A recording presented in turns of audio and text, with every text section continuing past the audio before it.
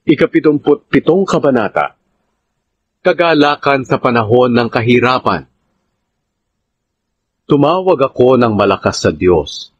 Tumawag ako sa Kanya upang ako'y Kanyang mapakinggan. Sa panahon ng kahirapan, nananalangin ako sa Panginoon. Pagsapit ng gabi, nananalangin akong nakataas ang aking mga kamay, at hindi ako napapagod. Ngunit wala pa rin akong kaaliwan. Kapag naaalala ko ang Diyos, napapadaing ako at para bang nawawalan na ng pag-asa. Hindi niya ako pinatutulog. Hindi ko na alam ang aking sasabihin dahil balisang-balisa ako. Naaalala ko ang mga araw at taong lumipas. Naaalala ko ang mga panahong umaawit ako sa gabi. Nagbubulay-bulay ako at tinatanong ang aking sarili. Habang buhay na ba akong itatakwil ng Panginoon? Hindi na ba siya malulugod sa akin?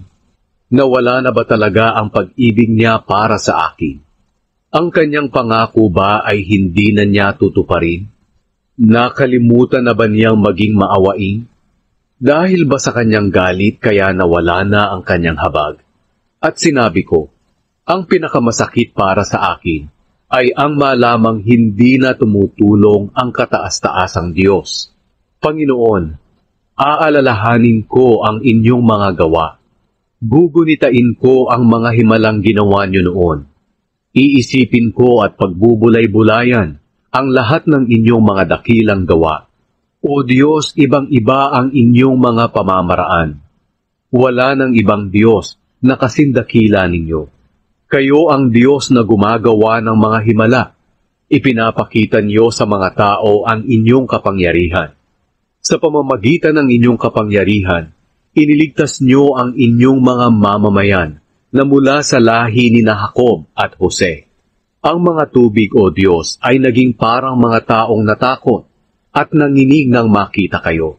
Mula sa mga ulap ay bumuhos ang ulan. Kumulog sa langit at kumidlat kung saan-saan. Narinig ang kulog mula sa napakalakas na hangin. Ang mga kidlat ay nagbigay liwanag sa mundo, at nayanig ang buong daigdig.